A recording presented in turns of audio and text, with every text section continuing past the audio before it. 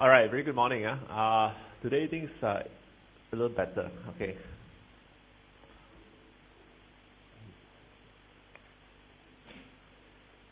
Okay, how many of you actually got the SMS before, like 10 minutes ago? You all got it last night, is it? Just got it. Okay, so apparently there's a lag, significant lag. I sent out last night, but it doesn't matter. Today is, let's see, it's a trial day. We will see whether it works or not. Okay, it does sound a bit loud. Hello, testing.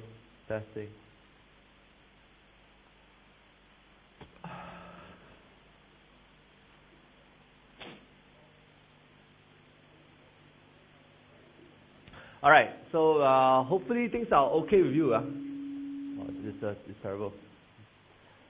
Okay, testing. Hello, yoo-hoo. I cannot control the volume. Okay, all right.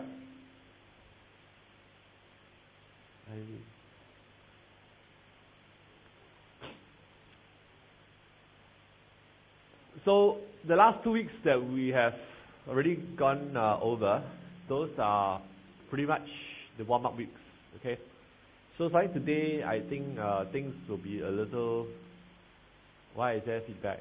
I cannot control the volume for some strange reason. Hello? No. Hello? No difference. Hello? No difference. It's strange that I cannot control the volume. Wait. Sorry about that.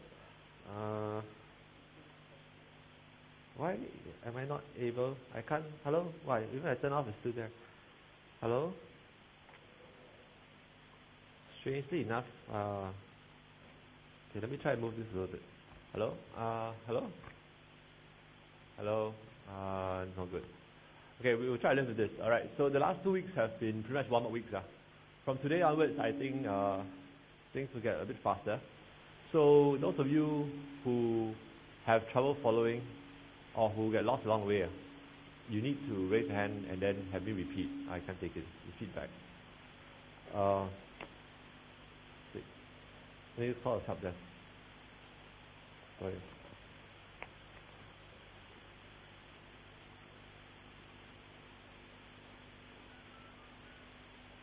Sorry, let me just call us up there.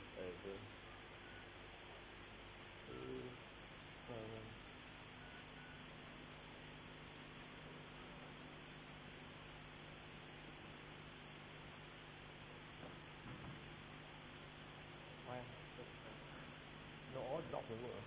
These are supposed to control the volume, these are supposed to control the text. No, it doesn't work. A-B square. You're supposed to run just the volume. Yeah, it doesn't work. There's no change at all. It's not a zero and it can still talk. Is that a zero? Hello? Hello? CT Who is this Justin, I'm asking Justin something wrong with the mic. I can't control the volume at all. I'm getting feedback. I turn up and down, yeah. The mic, all the volume controls don't work, man. The volume controls for the mic don't work. Yeah, I thought mic test. I'm using the wireless mic. Yeah, but then none of the all the knobs, all the volume knobs don't work. When I try to turn down the feedback. Mic test. It doesn't work Strangely enough, the white is a separate sensor. Sorry, technical troubles.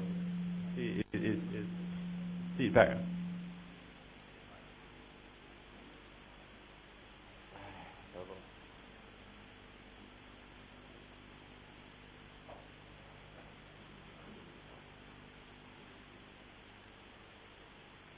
Okay, while help comes and are there any questions?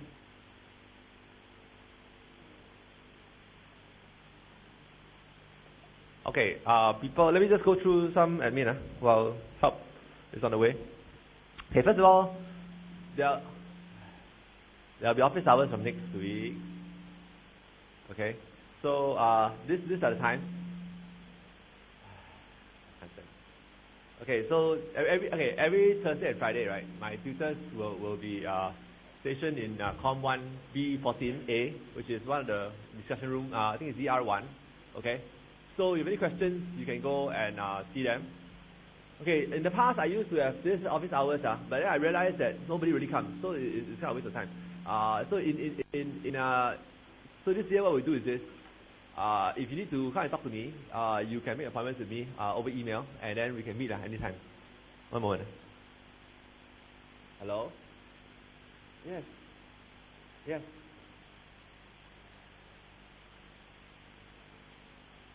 Yeah, but then I now the mic is having feedback. I need to adjust it. It's too much. It's a problem. Yeah. Correct.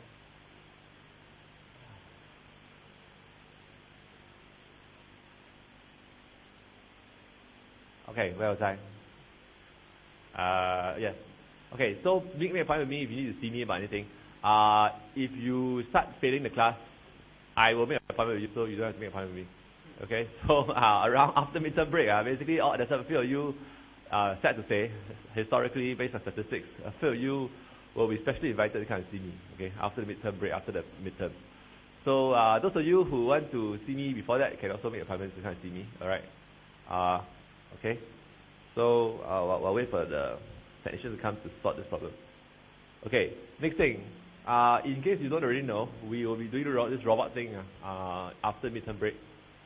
This is a bit early, but I'll just like to tell you, inform your big friends soon, so that you can form groups. The 4 NUS high students, I think you all will form a team for convenience. Otherwise, it's very troublesome for you to come to school and do robot. Okay.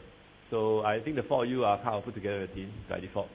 The rest of you form teams, okay, by yourself. Those poor thing ones who nobody wants, we put you together into one team, okay. Then you hope you like each other. How fun is that? Okay. Any other questions? Okay. So it's very irritating now because I have to hold this, otherwise I get feedback. But the tension is coming. Okay. So. Hey, can you pay attention to me, Miss Tong? Thank you very much. Okay, I'm having a hard time already holding this. Okay, so it is important to know that in this class, coding. Okay, the problem with coding is that sometimes some students, what they do is that they do this thing called coding by trial and error. Basically, they write something, they run, they hope it works. No, it doesn't work. And they change something, then they run, they hope it works. It doesn't work. And they keep doing this enough times, it works. So this I'm seeing on the paths, right, as I mentioned last week. Hopefully you all will be more careful in the paths. Basically try harder before you press enter. Although it's okay to try a few times. But what I want to emphasize is that you should not be doing this coding by trial and error. Okay? Please actually understand what you're writing. Okay? Because first of all, if you do coding by trial and error for the midterm exams, final exams will be written. But it's actually okay. I mean, the exams are actually testing your thinking. So, if you code by trial and error, which is actually quite plausible, okay, because the problems I give you are not very hard, okay, you will probably run into trouble for the written exams, okay. In fact, this is what you want to do. You want to train yourself so that you can actually mentally run the interpreter in your head. It means you look at a piece of code, you run in your head, and okay, the answer like this. Okay. It's possible, but it takes a bit of time to train that. Okay, but do not code by trial and error. So you think more and then you code less, okay? And unlike most professions where you are supposedly paid more for doing more work, the good programmers actually write less code. Okay, so the strange thing is our profession is that you try to do the same thing with as little code as you can. Okay, it's not you're skiving. Okay, why do you want to write less code?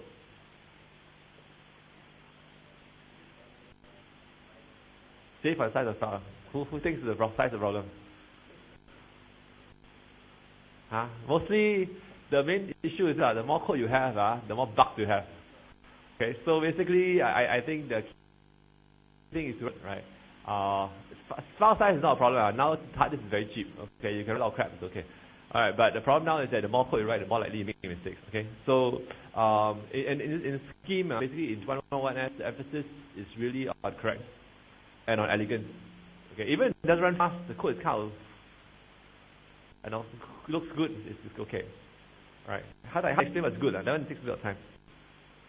Okay, so one thing I want to highlight to you is this.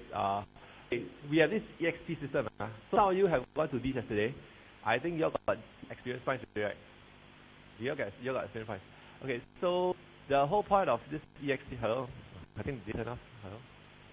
This is better. Let's try.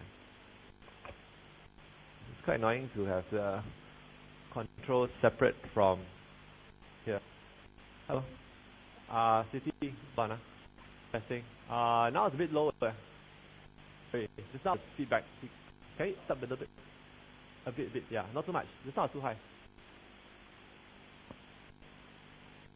Testing. Hello? Testing, 1, 2, 3.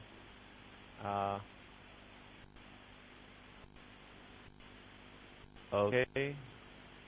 Okay, alright. Good, we're in business. Okay, so back to what I was saying. The experience point system is meant to incentivize the right behaviors. So like you know the Pavlov experiment, right? You know, every time you do something good, we reward you. So one of the things we want to do is to encourage you to basically ask questions and to kind of do the right thing. So we have this okay, the forum page. Okay, we'll post this reflections. I think I'm not sure I've posted yet. If you haven't posted, you can post. Okay, so after every lecture, hopefully people will ask questions and post comments. But don't do it just for experience points. But if you do post stuff and contribute, every week I have a tutor who will be collating it, and then we'll be assigning experience points soon. So the way it works is that we assign experience points every Wednesday or Thursday for the week before. So I give some time, right? After today's lecture, you have about 1 week to say something, ask something, whatever. Okay? Or you have your friends asking something and you can answer them. So the whole point is to encourage participation. Okay, so you get some experience points. Alright, and today you ask the break kickers. Alright, again, it's quite evil. It's like take attendance. So when you click, you also get some experience points for clicking. Of course, okay, to be honest, today is no experience points. Today is a trial run. I need to make sure the clickers work. Okay, so how many of you brought clickers? Very good. Because please keep hold on to them and don't lose them. If you want to keep for souvenir, one of them is $69. Thank you very much. Okay, but you know, try not to lose them and try to keep them. Otherwise, you'll be asked to pay. All right. So if you do clickers in lectures, you will also get experience points. And not just that, I will know exactly who is in lecture. How cool is that? Okay. So these are things we'll be doing. Okay. Now this is the roadmap that I showed you. I think the first lecture. At this point, okay, it turns out that we have had 2 weeks of classes, and what we have done, we have covered 1, 2, 3, 4, 5. Okay, we have covered 5 topics. Okay, now some of you are a bit ganchong right now, right? You think that, hey, I don't really know what's going on for some of these things. The truth is, that is intentional because you are not expected to know everything after lectures, right? So the system is that with lectures, then we have paths. Then we have recitation, then we have tutorials, the DGs, okay, and then problem set. Now, you should start to panic if for a topic you don't understand after the DGs. Okay, if you don't understand completely after lecture like today, it's not time to panic. Okay, you just have to post questions on IBLE, talk to your friends, wait for recitation, wait for DGs. Okay, so I say again, some people are starting to worry that after lectures you don't understand completely. Don't be too worried, okay? But after the DG, you still don't understand, then you worry, okay? Then you talk to us, or send me email, or you go to the office hours. Office hours, again, just now I was kind of distracted. Actually, here, okay? So we have office hours on Thursday and Friday. Thursday afternoon, Friday morning, basement of Com 1, okay? And it turns out that the exams are on Wednesday, typically. So clearly the exam weeks are on Wednesday. Nobody comes on Thursday and Friday. It's not ridiculous, right? So on those weeks, office hours will be pushed to Monday, Tuesday. Makes sense, right? Okay, but those details we'll give you later. Okay, so now we will, so we have covered 5 things already for the last 2 weeks. Okay, so today we move on to this thing called higher order procedures. Okay, okay. Before that, what we'll do is we'll do some review of more examples. Okay, of recursion. Okay, and we talk about local variables. So another thing that I want to highlight is the following. What we'll do in scheme, that means in teaching the scheme language, is that we'll be introducing to you a little bit or a few more like scheme syntax issues every week, right? So the scheme language itself is not very important. I mean, it's not the crux of the class. Right? The class is all about all the problem-solving skills. But along the way, we will introduce to you a few new scheme commands, a few scheme operators every week. All right, and the thing to do to recognize is that you shouldn't be running ahead of us. Okay. Now the problem with the programmers, those guys who have programming experience, is that you want to do stuff your way, right? And then our way is a little bit odd. Okay. It's obviously possible to replicate the C programming, Java programming, except that you don't have access to some things that you need to do those things. All right. And you shall not go run ahead of the class and do stuff that we didn't teach you. Questions? Okay, and there's a reason for this, because we are trying to teach you to think in a certain way. Okay, and it turns out that the functional programmers think a little differently from imperative programming people. Obviously, people like me, once you go through the class and everything, you will know all supposed to know both functional as well as imperative programming. Okay, but for now, the guys who actually who already know C++ or Java, you should try to keep the stuff that you used to know somewhere else. Okay, and try to learn this afresh. Okay, if y'all, how many of you watch the Kung Fu movies? This is Kung Fu like movies or read novels like Jin Yong? Anybody? Okay, so it's a bit like the 自废武功 kind of thing. Basically, all the skills last time you just learn, you throw away first. Now you start afresh. Okay, so try not to be clouded by the old stuff you know, so that you can learn the right stuff that we can teach you. Otherwise, you will have a problem. I mean, I have seen in the past students who end up writing, as I mentioned before, C code pretending to be scheme. It's quite bad. Okay. Of course, you still get an A in the class if you do that, but then you're not learning the real stuff that you know we're trying to teach you. Okay, so let's look at one problem, which is relatively common. It's called the count change problem. Okay, let's say this is how the problem is set up. Suppose you have $1, okay, and you have some coins, obviously. This example is a bit dated, because now the 1 cent coin is hard to find. I have one in my wallet. If you want to see, I can show you. But typically right now, nobody gives 1 cent. Okay, so the idea is that you have $1, and you're trying to make change, to change $1 into coins. Right? You have 50 cents, 20 cents, 10 cents, 5 cents, and 1 cent. Okay. Obviously in the US you have the quarters and the dimes. Okay. Here is 20 cents and 10 cents. Okay, and you assume that you have as many coins as you need. Okay, so the question is that how many ways can you change out this $1 into coins? So here you see some examples. You can use 2 50 cents. You can use 50 cents, 20 cents, 20 cents, 10 cents, whatever. So, okay, anybody can do this in your head. Now, how many people know how many ways that they change $1 into coins based on these 5 denominations? Can count, how many? Who says 5? Who says 10? Jen, how many? Yes, Wen Xia, right? What's the name? Wen Xia, right? So, Prof, got it right, yeah. 10. Okay, you're looking at my notes, so you can see. But okay. So anyway, this number is not so obvious. I mean, you can obviously enumerate all the odd numbers. The question now is how do you do this? Okay. So obviously the question is how many ways to do this. Okay. This is a count change problem. Okay. Before that, let me just recap our recursion. Okay. So recursion is something that is quite core and fundamental to the whole course. Okay. But after another 2 weeks, confirm this thing is second nature. Right? It comes out your ears. So first of all, the whole point of recursion is to basically express or divide a problem into one or more smaller pieces. Okay, and the thing that to highlight here is that you need to divide a problem into small pieces that look similar. Okay, if you have a big problem, you divide into smaller pieces, they're all different, it's called divide and conquer, right? Okay, or wishful thinking, whatever, you can figure it out. But recursion is a special form of this kind of a formulation, whereby the big problem is expressed in terms of the smaller problem, okay, that is of the same shape, same kind of form. Okay? And then you need to figure out what's the base case, right? For a simple example. This is the two key principles. Alright, and then this is a picture you see, right, that typically have in recursion. You have a problem of size n. You are able to express it with into a form of problem of size n minus 1. And because of this logic, you can keep doing it, you can kind of reduce it to a small problem until you reach the base case. Then once you reach base case, you actually close up. Right? So this is the general principle of how this thing works. Okay, so let's look at the count change problem.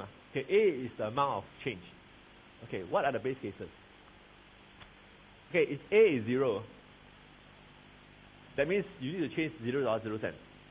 How many ways? One way. Very good. No brainer. Okay, one way, right? If A is less than 0, how many ways? There's no way, right? I mean, unless you invent some negative IOU or something, you can't do this, right? So there's no way of making a change. Now, okay, what is n? N is the number of denominations you have, right? In the formulation of the problem, because in Singapore, right, we have how many types of coins? 5, right? 50 cents, 20 cents, 10 cents, 5 cents, and 1 cent. So n is the number of denominations of coins you have. If you have no coins to play with, how many ways? No way, right? So, very simple. I mean, right. So this is a kind of no-brainer, right? I mean, the base cases are really simple. So this is the base case, all right? Now, then obviously the next thing to do to solve the problem is to do what? Figure out the recursion, right? Okay. So the way that we actually solve this problem is to observe the following, is that we can divide this problem into two groups, okay? That means the number of ways to count change can be thought of in terms of two groups of two ways of doing it. Basically, one way of doing the count of doing this division of the dollar will use at least 1 50-cent coin.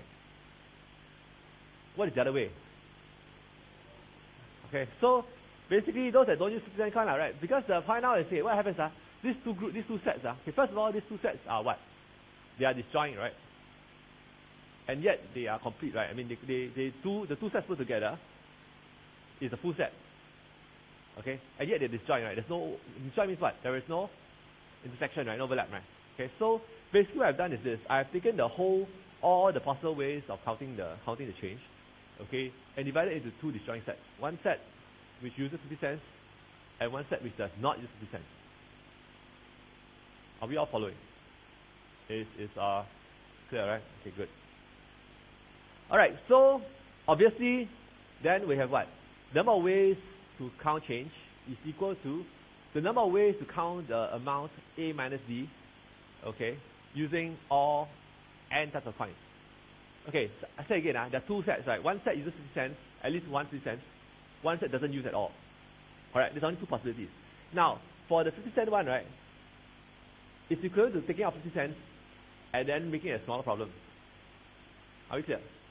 So basically, the number of ways of counting D, okay, using n types of, the number of ways counting A amount using n types of coins is equal to, you take D is the biggest coin, first kind. You take away V amount and then you use n coins still. Okay, over here is that you count the amount A, but you don't use the first type of coin. Are we all following?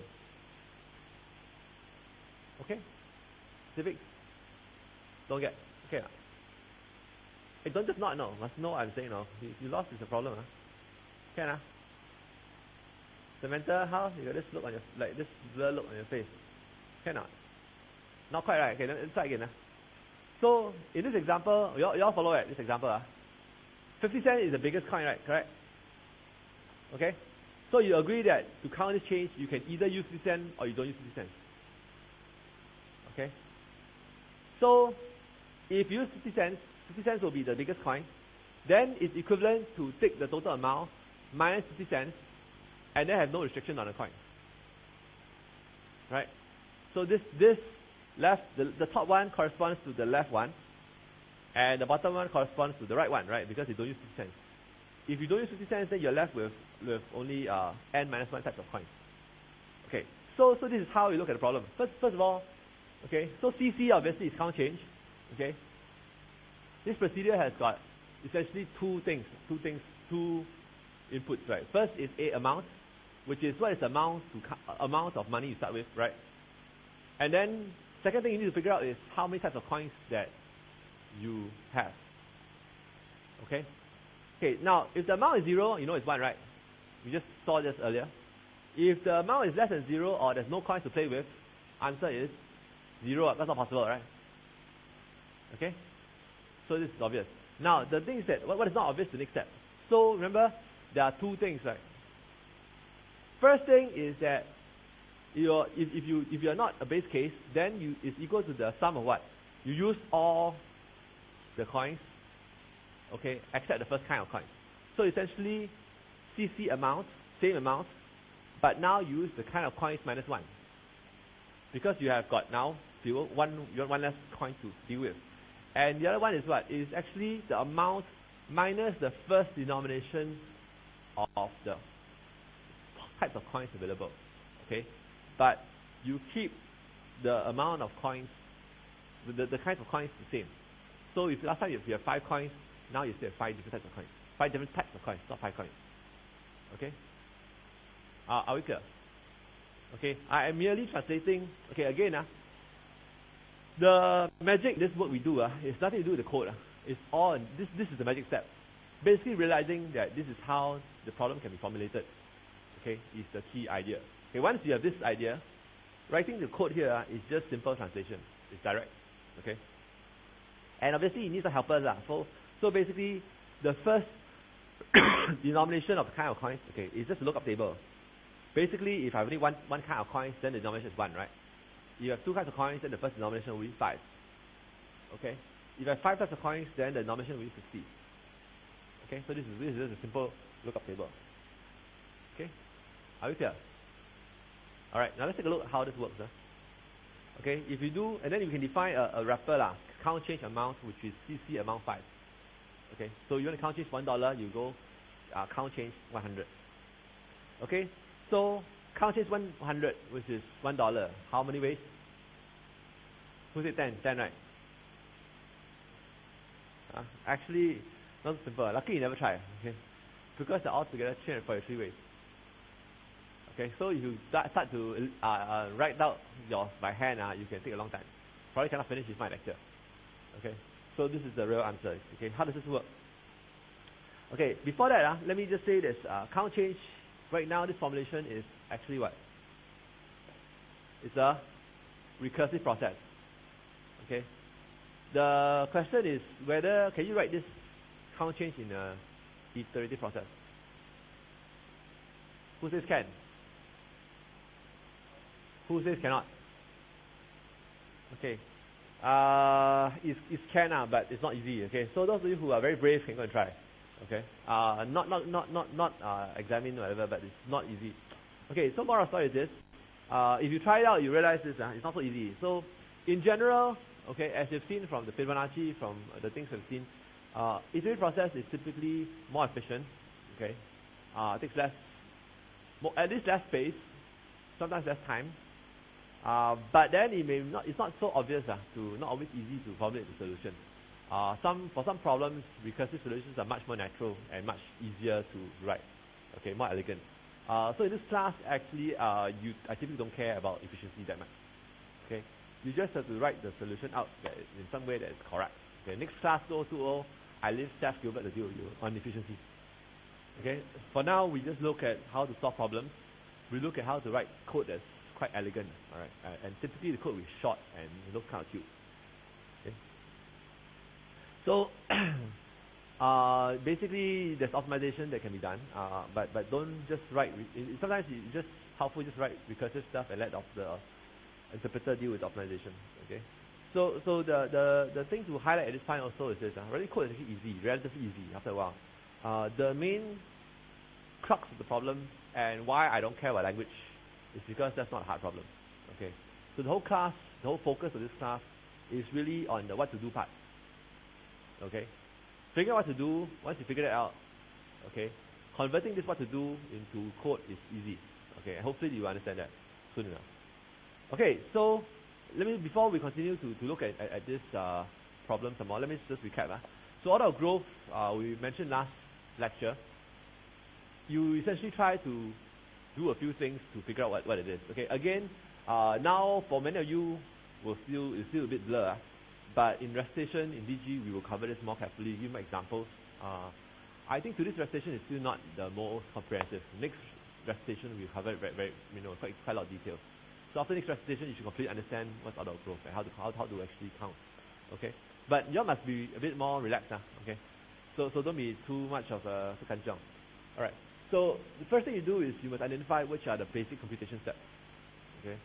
Then once you understand that, right, you go and figure out how this whole computation works for small values. Okay? And the whole idea here is to look for patterns. You want to look at the way that small values work out and try to extrapolate to larger problems, okay, to kind of figure out what is the likely number of steps, what is the storage space for big N. Okay? And then sometimes some computations are a little bit odd. They have like different cases. Okay, some better than others. And what you do there is look for the worst case. Okay. Again, this is just an overview and just a reminder. We will see this in class later. Okay. So to illustrate this process, we will just look at the problem we just highlighted, which is count change. Okay. I will do CC1105. Why? Because if I do CC105, I will have 343 cases, which is a lot. Okay. So now let's try to change 11 cents. Okay. All right. So CC1105 is actually a smaller problem. So how does it work? CC1105 becomes what? 6. Is it 6? Okay. No, it's actually 11.4 plus minus 39.5, right? Okay. Because you see, remember this CC11.5 is not a base case, right? So it is a recursion. Is this thing plus this thing, right? And essentially it's equal to CC11.4 plus CC minus 39.5, right? Why minus 39? Because the fifth coin is a 50-cent coin, right? Now, obviously, minus 39.5 is a base case, right? Because it is impossible to negative change thing, right? Okay. So essentially, CC11.5 is equivalent to CC11.4. Are we all following? Okay. Then obviously, this one also not base case. Then it becomes what? 2 cases, right? Okay. Obvious, right? Then you get this thing. Then how? What is this? CC13 is what? How to change what? 1 cent using 3 kinds of coins, right? Which is what? 1 cent, 5 cent, and 10 cents.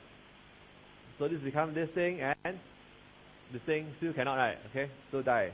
This one still die. But this one you know, 1 is 1, right? This one will die, right? Okay. So how many cases here? 1, right? But are we done yet?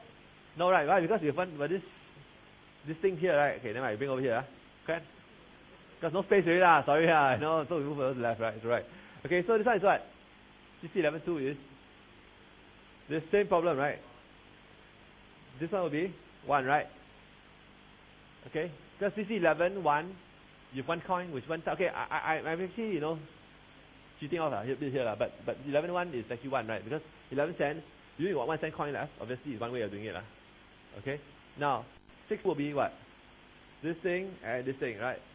Again, this one you can tell is 1, right? Because you need 1 cent coin, okay. And this one will be this thing, and 1. So how many ways?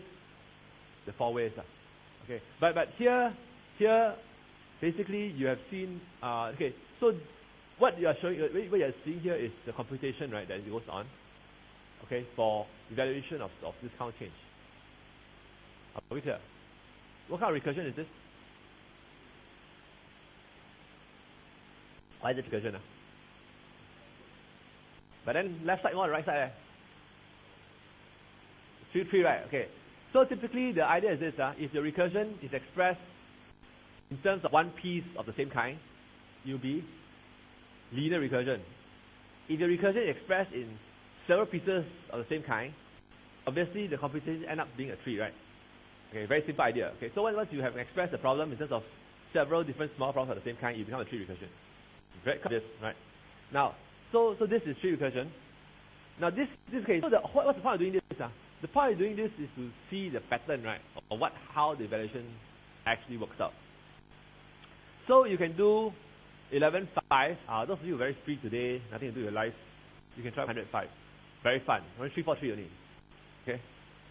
But the whole part, if you feel even more, brave, you can do 10,005. Very fun. Okay, you can do until tomorrow. Okay. But then you do this, and okay, that's why I'm not doing this for you, otherwise I cannot finish. So the idea is this: you have these things that keep going out and branching out, right? This is kind of high. So the idea is that you look at this pattern, and you figure out okay, so two steps. First, you work out a step interpretation, then you generalize. Okay, so what happens is this: after you do enough of things, okay, you realize that it looks like this. It means if you work out the thing, it looks something like this. You have this big tree, small trees, and everything. Okay, so you realize that you draw this thing out, it looks like this. Okay, you don't need me, you can draw. Okay, then you see whether it's true, right? Now, after that, you take it out, and then you look at it and you say, okay, now the question is this: how, on the right side, how far is it? And on the left, how far is it? This is how it looks. So is this full binary tree? It means that it's a full tree. Okay. Then the little partial trees hanging out. Okay, this is the pattern.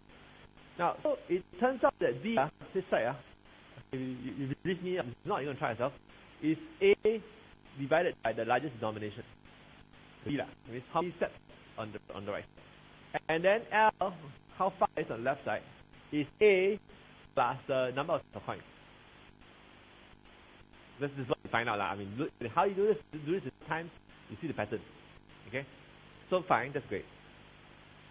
So, what's the order of growth? Now, for large numbers, for large amounts A, okay, the time complexity is obviously equal to the power of leaves in the tree, right? Because essentially what happens in the computation is you need to go to every leaf and you come up and then you finish the thing. Now, so how many leaves are there? Hell of a lot, right? So it turns out that obviously is something along the lines of 2 to the L, which is the full tree, minus the missing leaves. I mean, sort of what it is, right? Okay. Now it turns out that so it's roughly order of 2 to the L minus something, right? Okay. Now it turns out we can throw something away. Why? Because you know that something is actually obviously smaller than the 2 to the L, right? So obviously the order of growth is something in the order of 2 to the L, which is L, is A plus N, right? 2 to A plus N. So the order of growth is what? 2n. Hi, 2n, cannot be 2n, right? It is order 2 to the A, right?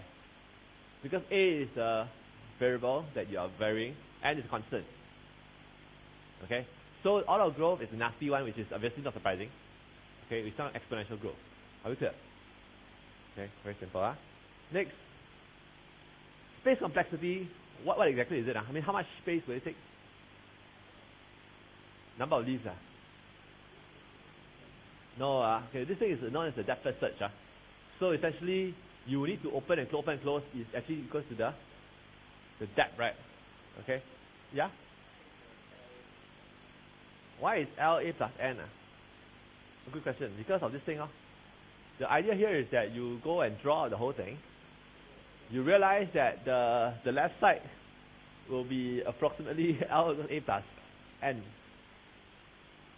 So it's not Y1, it's just because you draw it out, you realize that this is how it works out to be, because of the way it opens up. Okay? So the way to figure this out is to go and actually draw, okay, and after a while you realize it's a pattern. This is how long it takes. Okay? Alright. Good question. Now, please ask more questions like this. You all must understand this. This is very quite important. Okay, the good news for you is that it won't come on an exam because I actually used it as an exam question a few years ago. Okay, but obviously I can come up with some kind of variant or something nastier than this. Okay. Okay, so essentially the space complexity is yes, question. For 11.5 probably okay. 105 I think cannot finish. Okay, so do me a favor. When I ask you to pick small problems, pick small problems, no. Don't pick, CC 105, then you expand the whole time. I see you drawing this tree, then I'm like, C also feel sorry, okay? So the answer to the question is expand out, depends on what you're expanding out. I mean, 11.5, okay. Okay, 103, 105, no way in hell you can finish. Can? So anyway, the point is this, you don't expand big ones, right? You do a small ones that are small enough so you can finish, and big enough that you can understand something. Okay, you expand cs11, then like, wow, cool. And I mean, it doesn't make sense, right? So you use some common sense in terms of how you want to do this. Okay, so anyway, this is the depth of the tree, which is how far deep? L lah, okay, but L is what? A plus N, right? So the space is actually A. You have gone through this normal order, application order, right? So you know why it's only depth of tree, right? Correct, right? Okay, very good. Those who don't know, go and talk to your tutor. Okay, questions? Yes.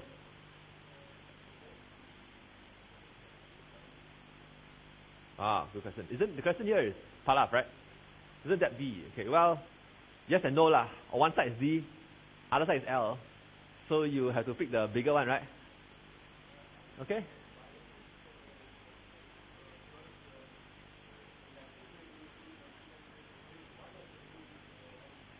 No, because the whole point is it, right? The space depends for what we're doing in the scheme. The space is proportional to the number of deferred operations. Okay? Okay. Okay, in case you don't know, Indians do this and they agree with you. No, it's okay, it's like you don't agree with me, but actually I know you agree with me, okay, but this guy, in case they look at you and like, what the heck is this guy, what's wrong with him, He actually agrees with me, okay, so in case you're wondering. So it turns out that this has to do with the applicative order and normal order thing, right? Because you actually keep expanding and closing it before you open everything. Now, if you open everything, obviously the space will be how much? Will be exponential, right? But obviously it makes no sense to open everything, right? So that's why it's actually going to be order depth, which is L. Okay? No, like I said, you actually go and take a small one, CC11.5. You just work it out on paper. You will see this thing going in. You will count how far it opens and when it closes, and it's going to be the depth. Okay? Okay, good question. Thank you very much.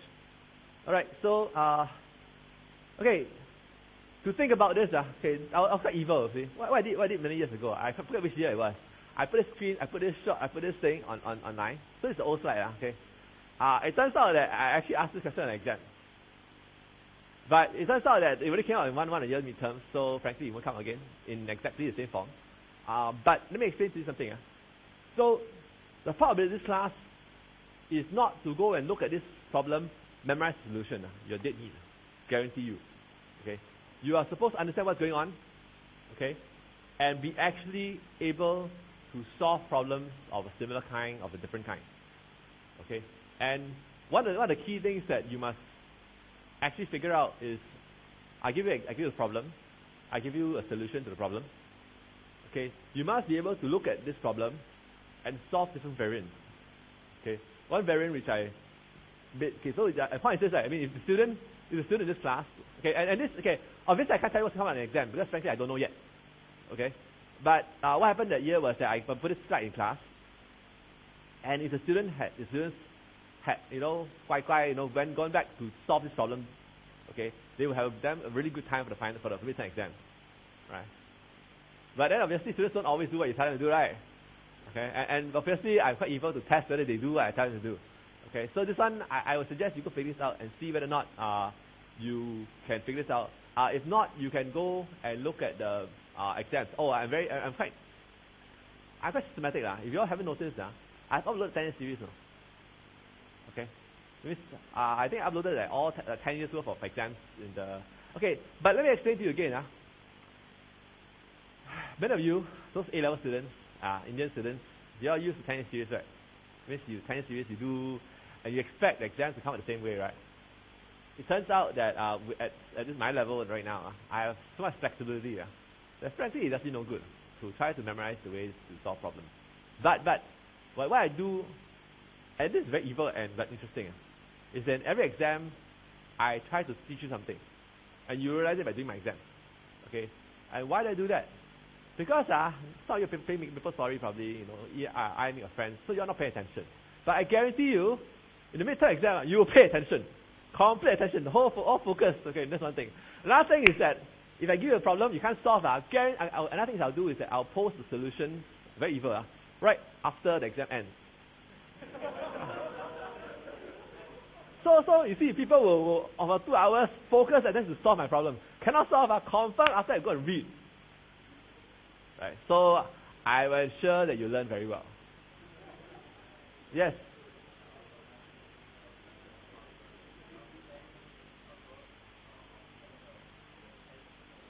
Yes.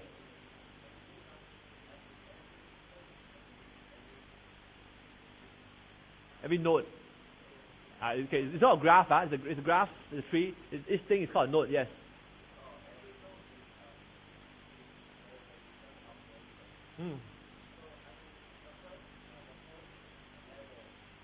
Yeah. 2 nodes, yeah.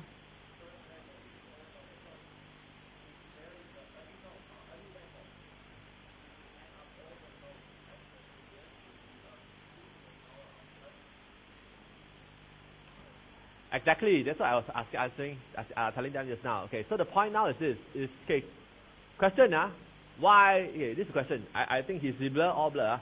So listen. Now the question is, why is the phase depth and why is it not 2 to the n? Because this is a tree, there are normally 2 to the n nodes, 2 to the n. The reason is very simple. It's because when you actually do it, you all covered normal order and application order evaluation, right? So it turns out that the interpreter doesn't expand everything and then collapse everything, right? It takes one thing, it expands, eval apply, it keeps going down. At some point it finishes, right? Then it closes, and it goes up. So the whole point is that at any one time, although eventually you will cover every single node, which is why the time is 2 to the n. At any one point in time, the stack, okay. Some point we talk about the stack, but this thing is called a stack, right? It's only n deep. It's only depth because you will close first before you open the next one. How to understand this? Go and draw this yourself. Actually take CC. Okay, not 105 lah. Do CC 11 5 or something and write out operations. Okay, so CC 11.5 becomes what? Plus something. Then becomes plus, there's something you expand into plus something. But you all close before you go to the next thing. Okay? Okay, we take this offline. Okay, if you don't understand still, take it offline. Okay, questions? Anybody have questions? Yes.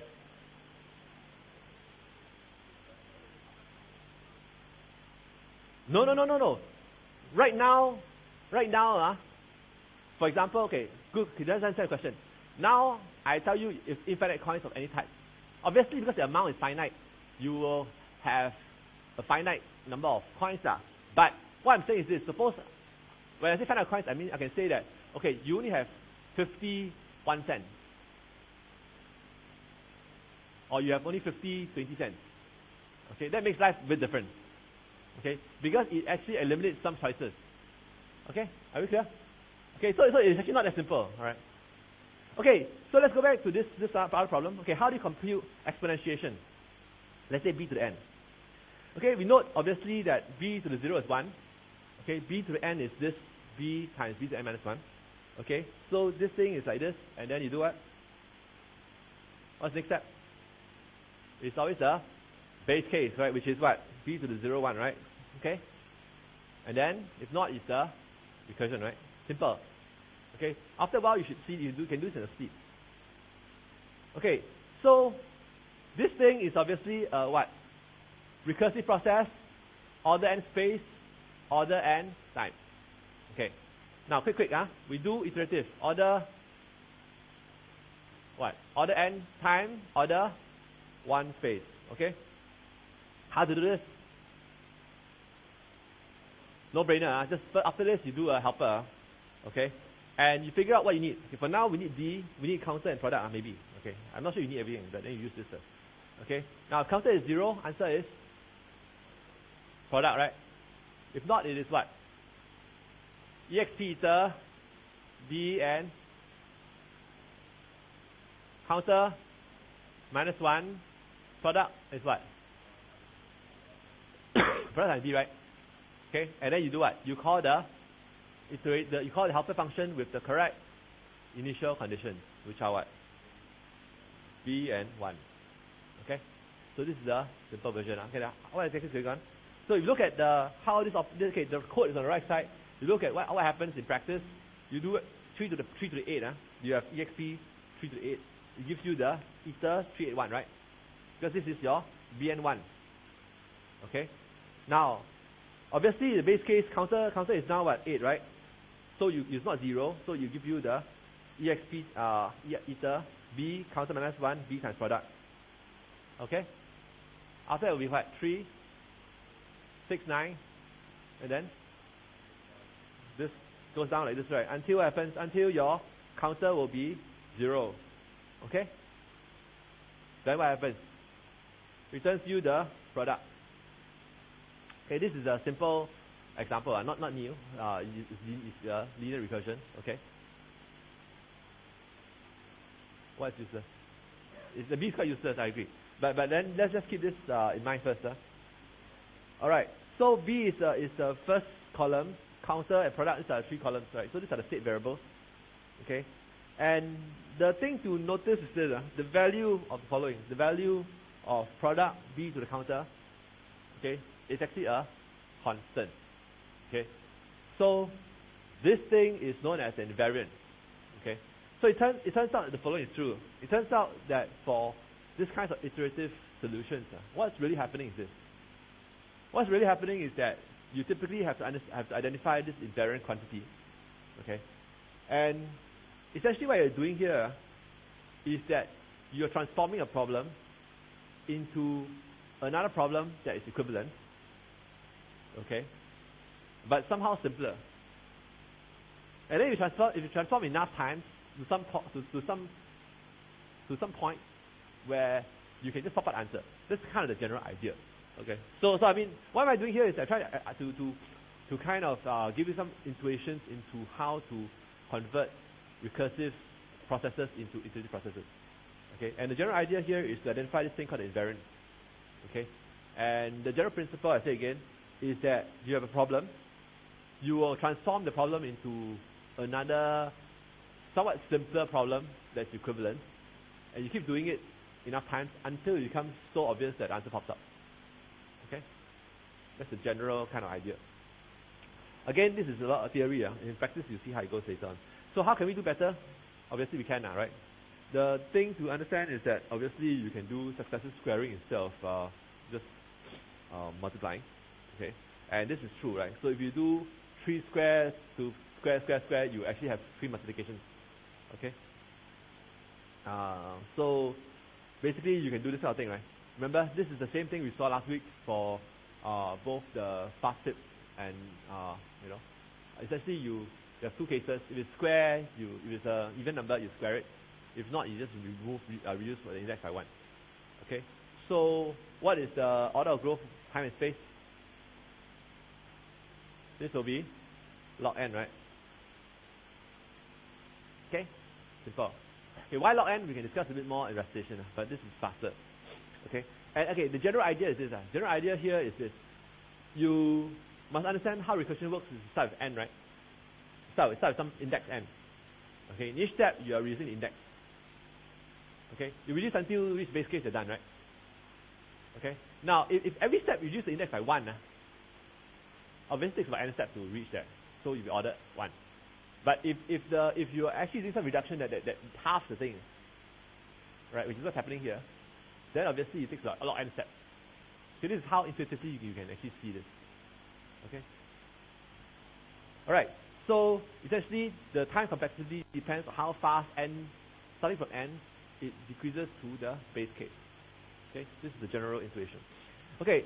So can you do the iterative version of fast exponentiation? Answer is yes lah. Go home and do. Okay. Sanity check. How fast? Log n, right? How much space? 1. Okay, very good. So you try this yourself. You have these 2 things. They don't gel, then you have a problem. Other than that, you're fine. Okay, so quickly, we're going to talk about local variables. Okay, so far, we have used basically variables for procedures, okay, as input to procedures. Sometimes we want to have some intermediate results. Because look at this example. Suppose this function, this is fxy, okay, is a two-variable function, and then you got this stuff, this complicated stuff, right? Obviously, you can re-express fxy in terms of this, right? Fxy is x times a squared plus yb times ab, plus ab. Okay, so this is what you can do. And so we have a new thing called the let special form. Okay, so let looks like this. Okay, this is formal definition, not to care. Just know that this is what you can do. Okay, so you can do define fxy to become let a to become 1 plus xy, and then b to be 1 minus x, 1 minus y. Okay, then as I said, you can express the whole expression like this. Questions?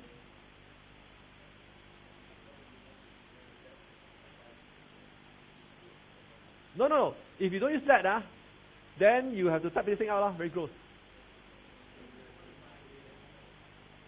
Why?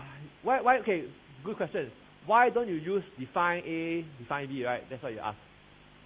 Good. That's an extremely deep question. In this particular example, it makes no difference. You define A, define B will still work. Okay, exactly what's different there is obviously a difference. Okay, but the difference will wait a few weeks. Okay, so let me just if you are very impatient, you go to SICP, read the section on environment model. Okay, that will give you the gross definition of they'll explain to you what's the difference. But there is a difference. Okay, and at this point in time, we don't have the tools necessary to explain to you what the difference is.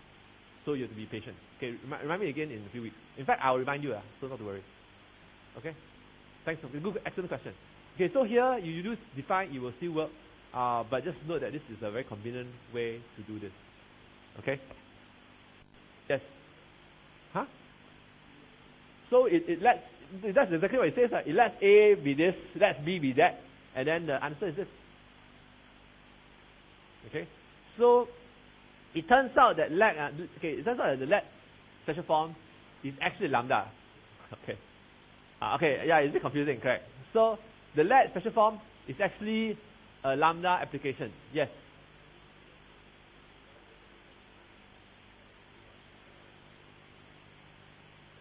No, that's the difference. Because if you do let, right? Okay, I say again, the let is a lambda. The let is really a lambda. Okay, you see, what is syntactic sugar? Syntactic sugar is something like you type this thing, the interpreter will convert into this lambda thing, and then execute this thing. Okay.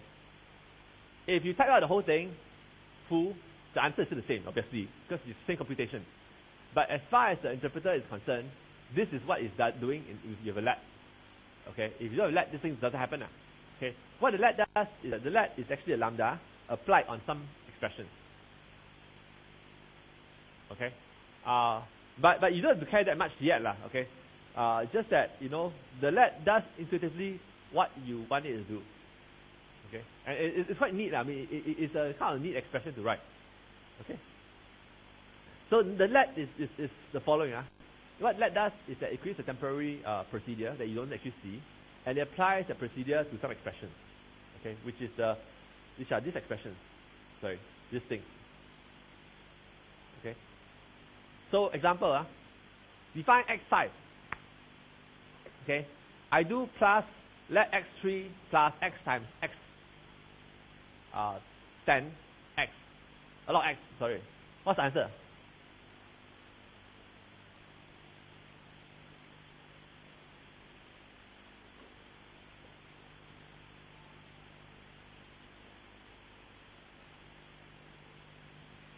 Anyone? 5. 10. I don't know. 38. Anybody else? How many? 38. Anybody else? I feel like the 7-month auctioneer. 38. Anybody else? Only one. Yes. 38 also. Hey, different price. Anybody different price not? Okay. Anybody half price like Tan Kinian? Anybody? No. 38. Okay, answer is correct. 38. Why 38? Because inside here, What is x? 3, yeah. So okay. So let, remember, let is a procedure application, right? So basically inside, okay, you will basically have a different x. Outside will be 5. Inside will be 3. Okay. So the thing is that, yeah, this is all I mean, that is, okay. Now let's look at this, okay. So define x2, okay. Then there's a lot of x again. So what's the answer?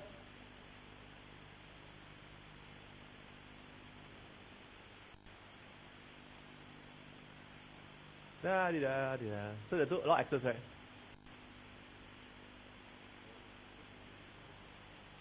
Okay, anybody else? Who has the answer? 12, going once, going twice, yes. 15, oh, that's interesting, 12, 15. Who says 12? Who says 15? Oh, okay, so one of you was wrong, obviously. It turns out the answer is 12. Okay, why? Because okay, first of all, inside the, okay, what is y? Y is actually 4. Why is it 4? Why is it not 5? Is it x3? Huh? It's not order. It's not big order. It's just because the fact is that if you look at, remember the let is lambda. Okay. So if you expand out the let to the lambda form, you realize that this x binds to this thing instead of this thing. It's in the wrong place. Okay. So it turns out that this expression in the let binds to stuff outside. Okay. Like I said, the way to see this is to convert the let into the lambda form, and you will see that this is actually bound outside. Okay? Alright. Okay, final example, this one.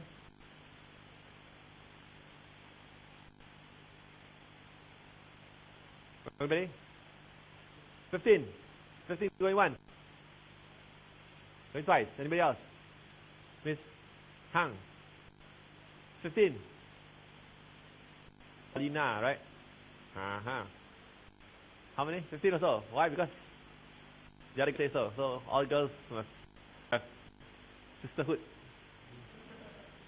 No way. 15, huh? That's true or not? Let's go. Yeah, okay. Because why? Because here, second let will bind to the other 3, right? Okay, sorry, the inner let, okay, there's 2 lets, huh? So the outside is 2. Next level is, so the xy is 3, right? And then the last one, the 2 will be bound, the y plus x2, the x is 3. Okay? Again, how do you see this? You can expand and see. Okay, next, I have a simple thing with somebody asked last time. Begin special form. So essentially, if you have if statements, you want to say more things at one time, you can actually do begin. Begin is actually allows you to put in multiple statements. Okay? The return expression is the last expression. Okay? So basically, you can also use lambda. Lambda also, once you have a body, the body also executes in sequential order. Okay? These things are quite obvious, right? And then also, you can also use con. Con also can have some sequential order. Okay, so now we will break for a short break. So these are the questions that we talked about last week before we ended. But before that, let's have a short break and I will show you a little clip. It's quite a cute clip, actually. Okay, those who need to go to the bathroom can go now. Hey, where's my sound? It's not like my sound. Now my sound no more. Oh, I think I turned down just now because I was trying to turn down my mic.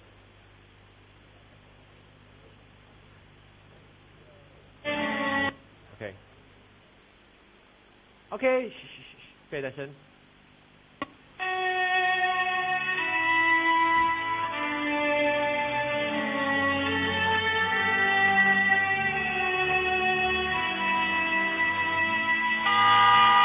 เป็นเป็ดแล้วจะบินเป็นคนหูหนวกแล้วจะเล่นไวโอลินเธอจะบ้าเหรอทำไมไม่ไปเรียนวิชาอื่น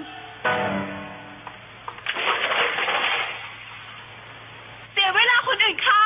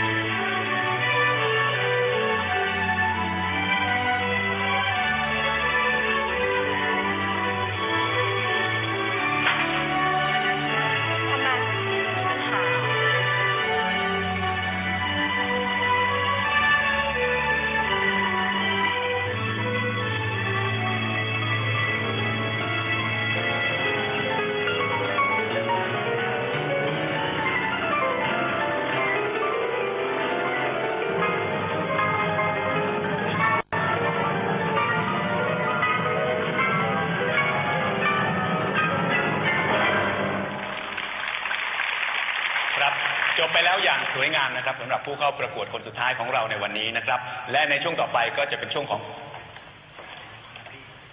ครับเรายังเหลือผู้เข้าประกวดอีก1ท่านนะครับในวันนี้เราไปพบกับเธอกันเลยครับ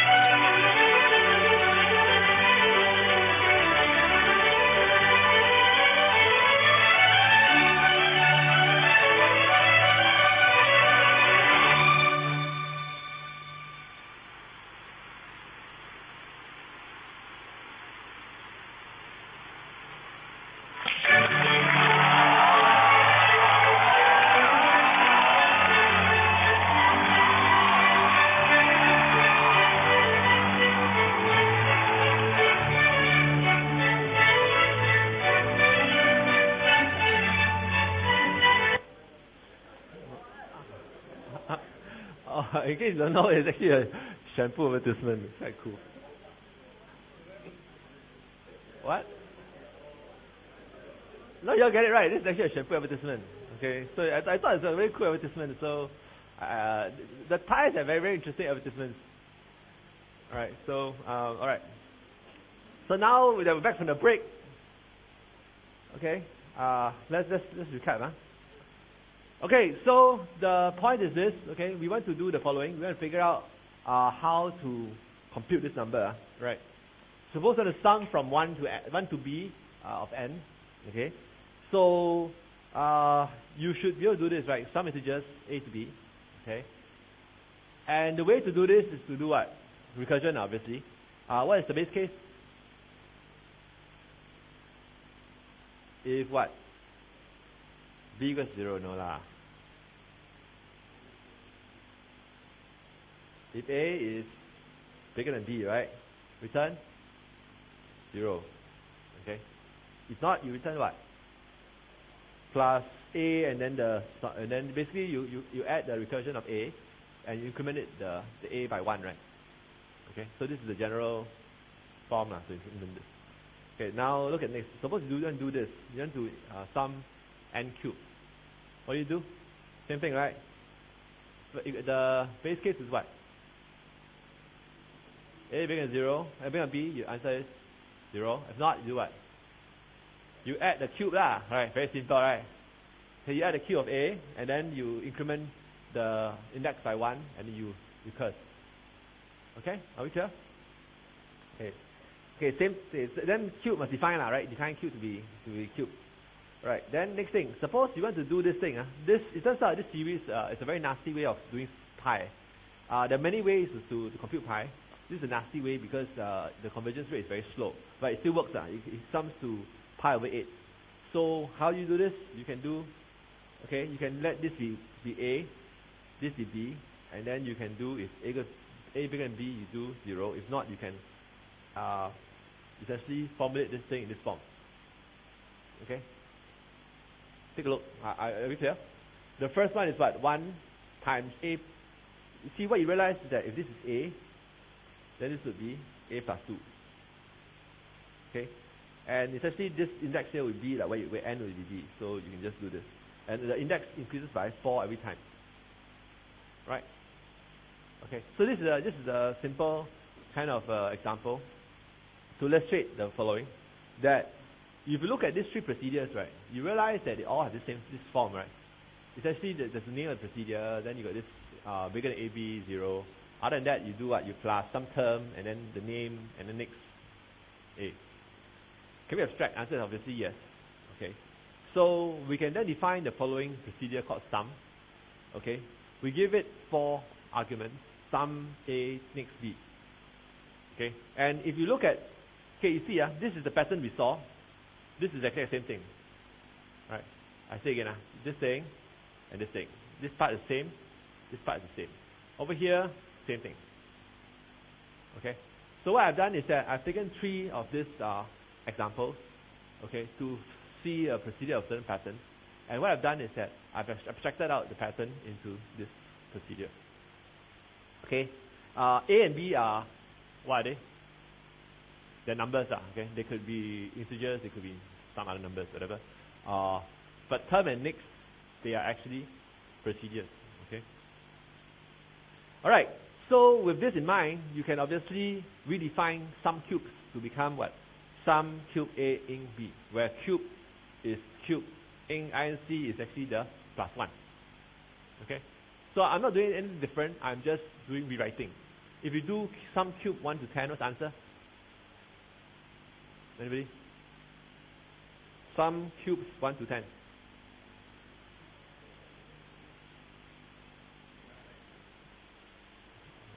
Sorry. Okay. So similarly, if you want to sum integers from A to B, you can put in some identity A in B, right? Identity is just the obviously identity function, right? You saw it, I think, last recitation, right? 1 to 10 is what? Very good. Okay. Alternatively, you can do this. So here, I said that sum integers is AB, sum identity A in B, right? Here, I'm actually naming the procedures I put inside. If you feel like it, you don't have to name them. You can just do this, right? Now, I'm actually putting in anonymous procedures because hardly matters, right? So this will also do sum of integers A to B. Okay? Are we all clear? All following? Civics, okay? Can we just bracket X? Bracket X, then what happens? Then you have procedure evaluation on X, which will blow up, right? Okay, so cannot, okay? So these two are anonymous procedures, okay? Next, so pi sum obviously, okay, you see, these things are quite convenient to name, right? Pi sum has this weird rubbish there, which makes no sense to name it. I mean, what do you call it? So for pi sum, we just put in the anonymous procedure, okay? Okay. So this, and then the increment, the next function is now a +4 instead of +1. Okay? That's the main difference. Okay? And if you do this thing, you realize that the number is something like pi, not quite, but somewhat close. Okay? Now, so the key idea here is this, is that this particular procedure called sum, okay, that we define, will help to capture a common pattern. Okay? That is the same for the 3 different problems. Okay? And these 3 problems are sum integers, sum cube, sum pi. They are actually special cases of sum. Okay? So the way to, and the key concept here is quite important. It's quite a bit strange to some of you at this point, but it should be natural at some point, is that these 3 procedures, sum integers, sum cubes, and pi sum, they can be defined just by providing the appropriate integers as arguments, appropriate procedures as arguments into sum. Okay, and these 2 are the terms and the next. Okay, so sum is what we call a high order procedure. Because most procedures will take inputs as primitives as inputs and do something, right? So high order procedures are interesting because they actually take procedures as input. Okay, so in the input to a higher procedure is actually a procedure itself. Here there are 2 procedures. Okay, let's look at an example. Now, you all know this, right? Who has done integration? Who has not done integration? You have not done integration, calculus? Just started. Okay.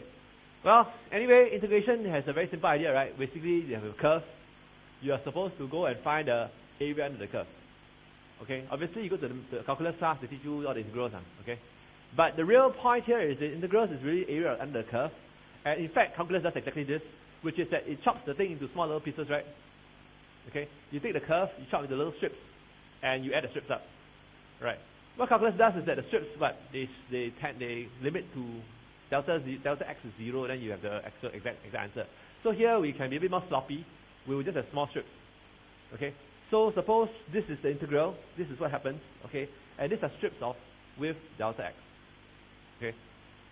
Now, obviously, if you do in this is actually the part of derivation of integral. But if you are sloppy about it, you do an approximation. Then the integral a to b is the following, right? It's actually f a plus delta x over 2, okay, plus a plus f of a plus delta x over 2, and so on and so forth, whole thing add together, multiplied by the width of the strip. Okay. Now what is this? Okay. So this is a. This thing is delta x, right? So this thing is delta x over 2, correct? I mean the midpoint of this strip is a plus delta x over 2. Okay. So this is a plus delta x over 2. F of this is actually this height, right? Next strip is what?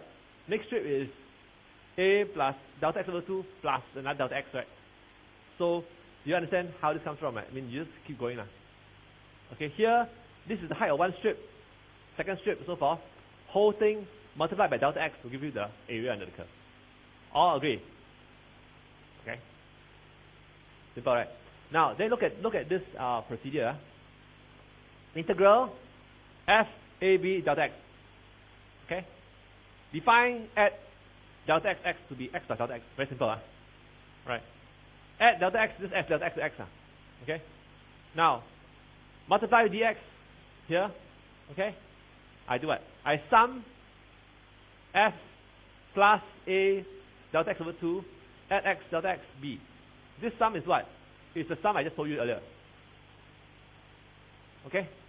So this part is this thing. But this thing is exactly what I just told you earlier, right? Okay? You sum up all these strips, okay, and you multiply by the width of the strip, you will have the area under the curve. Okay? So I've shown you how to do integration in like 6 steps. Okay? And it turns out that if you do integral, okay, f is the function, right? You put in cube, you have this. The exact answer is how much? 1/4, right? Okay? But it turns out that with 6 lines of code, I can do integration, numerical integration. Isn't this cool? Okay, no magic here, actually no magic at all. I'm just doing integration by brute force, right? Because this is how integration works. You take a strip, and if you're not happy with this answer, you can reduce delta x to make smaller, right? And obviously you will get a better answer. Okay? But this is essentially the way that it's done. Okay, so I've shown you integration in 6 steps, 6 lines, 7 lines. Okay, so next thing, procedures can also be returned as procedures from other procedures. Okay, it's a bit odd also. Suppose I do this procedure make x. Okay, so what this procedure does is that it returns the procedure that actually wraps x in the procedure. Okay, not very useful, but just to illustrate concept. So suppose 5 is make x 5. This is true. X is 10. Okay, what is 5? 5 is a procedure. Okay. And then this 5, you apply a procedure, you cough out what's inside, which is 5. Okay. 8 will be a procedure 8. Okay. So the thing to do to make sure you understand is that when you give a procedure, you must understand whether the return value is a procedure or is whatever it is on the value. Okay. This is not very important, just to highlight the difference. Okay, now this is the example. So after doing integration, you all will do it. Well, actually normally you do differentiation, then you do integration, right? Okay, we do a bit reverse. So who knows differentiation? You know or not? You know, right? Don't know. Integration is area under the curve. Differentiation is the gradient, right? Tangent at the point. So you all know that this is the formula, right? D of gx, okay, is actually gx plus delta x minus g of x divided by the delta x. Okay, as delta x goes to 0, then you have your actual gradient, right? How cool is that?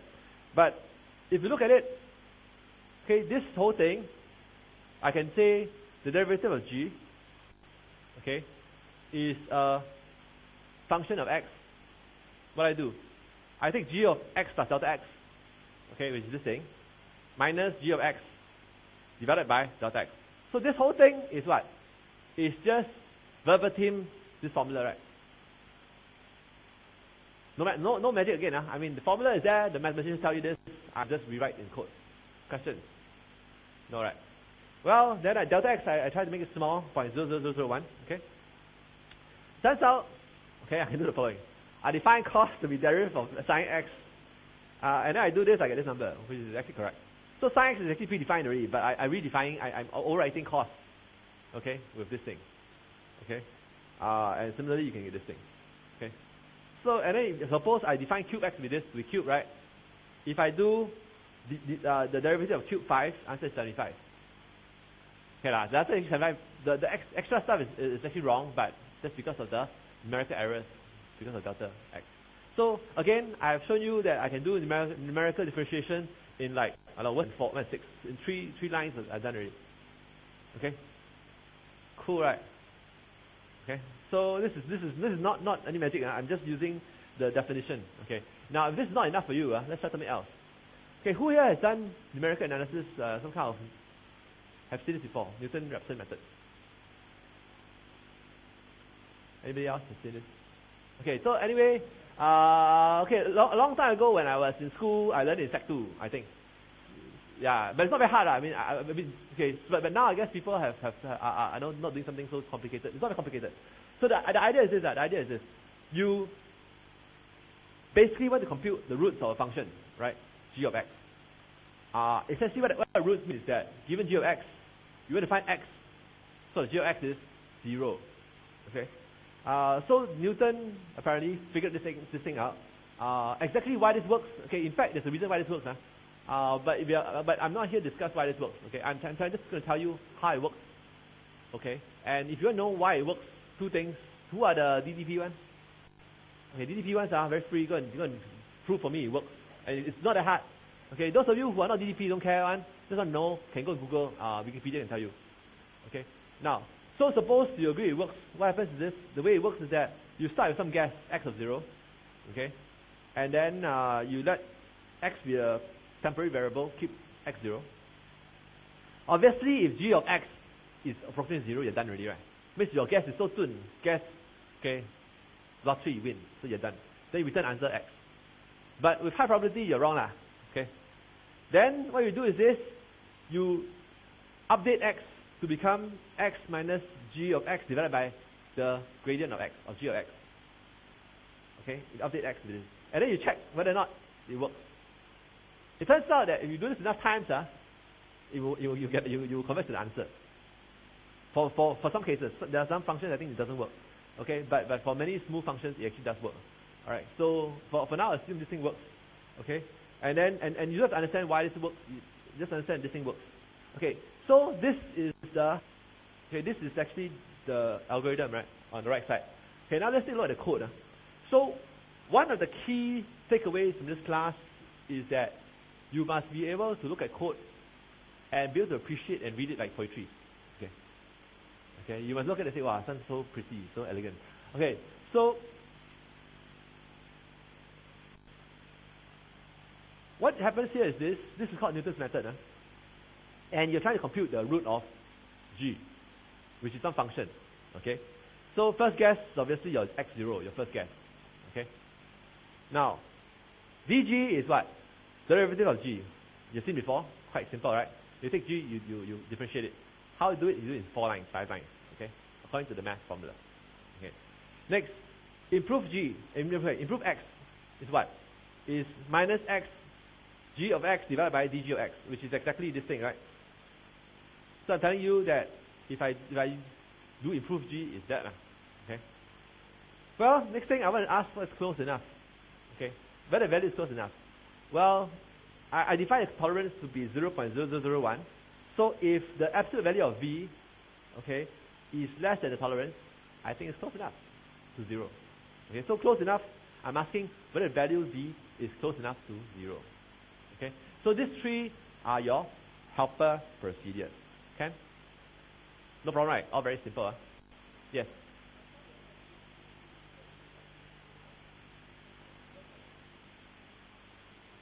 Yes, sir. But for this example, let me just use this first, just for simplicity. Good point. Anybody else? Okay. So now let's look at how the procedure works. I define try, okay, and it's a guess. It says here what? If the G of guess is good enough, then I do what? I return the guess. Good enough, right? If not what? I try, I improve the guess. Means I try again, but I update this thing, and I try again. Okay, and then I try with my first guess. So essentially, this whole thing, okay, is articulated inside here. Okay, what I'm trying to do here is to make sure you appreciate that it's quite simple and straightforward. It means the algorithm on the right side is replicated on the left side in a very straightforward and obvious way, right? Okay, so the main bulk of the algorithm articulated here, I'm using some helper procedures to make things a little bit clearer. Okay, I say again, I try with the first guess. How do I try?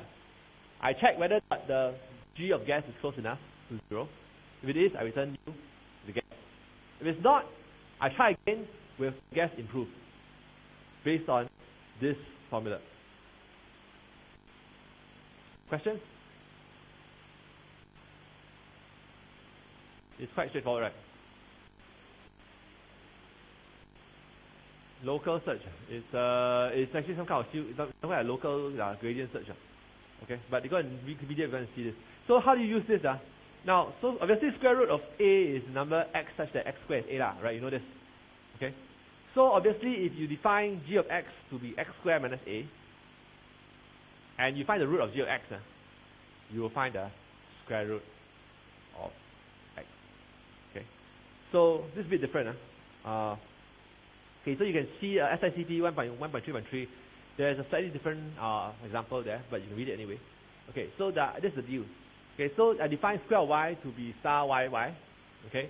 Now I want to define a new square root function. Okay, square root already predefined for you, but I'm just showing you how to do the thing your way. So you can do square root of a to become Newton's method. Okay, what's g of x?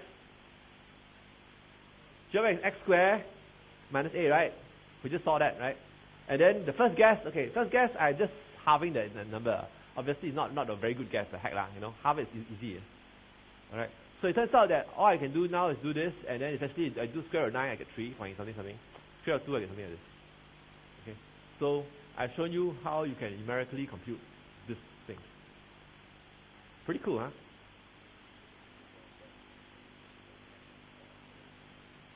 Something like that, yeah. So I'm showing you that a lot of the math stuff that you do, I can brainlessly encode it in scheme, and strangely enough, it works.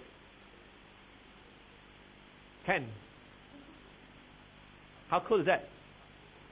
All right, but I'm not sure your math lecturers will accept the scheme code as an answer, okay?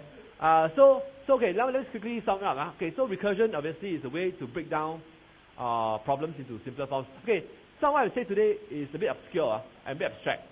Okay, but I will encourage you to go back and try. Okay, so recursion is an elegant way to break down a problem. Okay, next.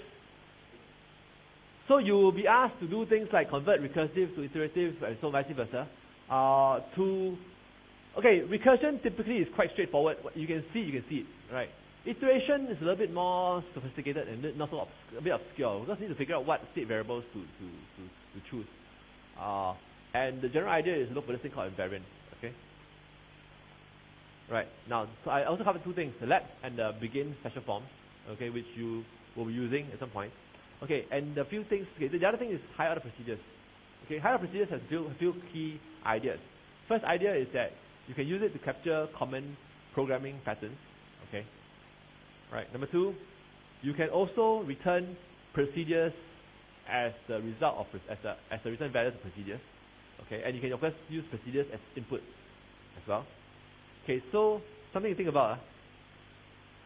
Suppose you need to do, instead of doing the sum of n, suppose you want to do pi of n. Pi means what? It's the product of A to B, right? How would you compute this thing? Okay? And obviously, if you compute this thing, how would you compute these three things? Okay, this is for you to think about. Now, and then you can go for kicks, practice to see whether you can actually, okay, so sum of odd integers, right? First of all, you write this sum as a simple recursive process, okay, for kicks. Then you feel after that you're done already, you write this thing as an iterative process. Okay, then you after that not enough, you rewrite this thing as in terms of the sum, which is the higher order procedure that I actually discussed. Okay, there's one year in my midterm exam, I asked the students to write something in like 5 ways or something like that. Huh? You find okay, if you go through the faster exams, you'll see something like this. Right. So part of the problem is to make sure you understand this concept. Now is when you take a clicker, okay, to see whether it works or not. Okay, so today's clicker thing, first of all, I'm also grappling with this. This is a new thing for me. Okay, I don't know whether it works or not. So today is like trial run. Okay, so today, sorry, no experience points. Okay, what you do? Okay, I see 7. 7 means that 7 you click. Okay, so what you should do now is you should click on this thing. Okay, and then you should see the number increase. Wow, how much is clicking? So okay, I'll click and see whether it can work. User feedback, what is that? I still don't know.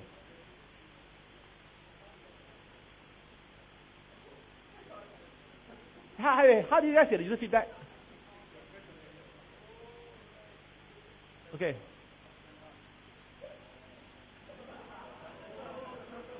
Yeah, I'm knocking around my system, but anyway, it's okay. So, are you all, okay, how many of you are there here? How many of you have clicked already? Okay, are you all seeing the number increase or not?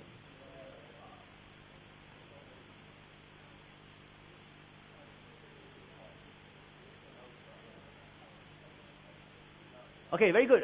Okay, so like I said, today this is only for trial run. Okay, just to make sure that you your clicker works. Okay, let's see whether your results, how are things. Whoops. Okay, wow.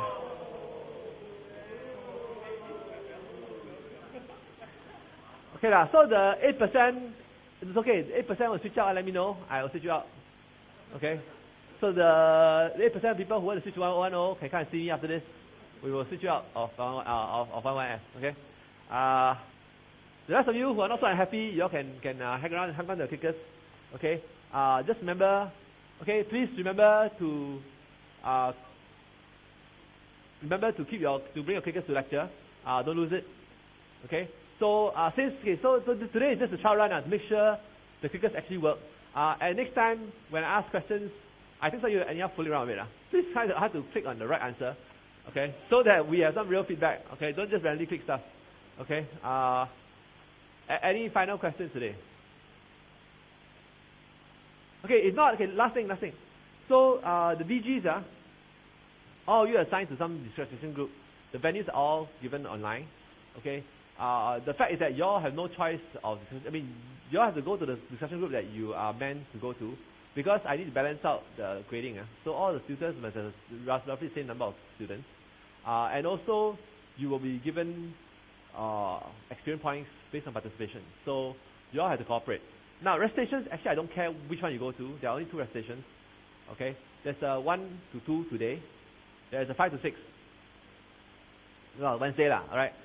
So it turns out that 1 to 2 is a bit popular. Okay, the only concern I have with the recitation is that I must fit every one of you in the class.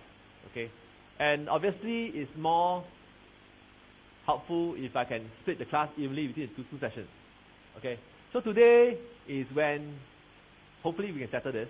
Okay, those of you who can come, you can come for either 1 to 2 or 5 to 6. Okay, they're all both in the same place, which is SR7, which is Com 1207, right? Okay, and you come to either one. I actually don't care either one, and that's all. Any questions? Okay. I don't know at this point. At this point, I don't know how many are going to be in each group, but 1 to 2 is very popular. So I guess you come to either one. If it's too crowded, you want some more personalized attention, you go to the other one. That's all. Okay. But fundamentally, they're both me, so it hardly matters. Yeah, it's not escape, man. You can run, but you cannot hide. Any final questions? Okay, I have a question just now from here. Who? You, right? Okay. The rest of you, nothing else? Then have a good day. I'll see you guys Friday.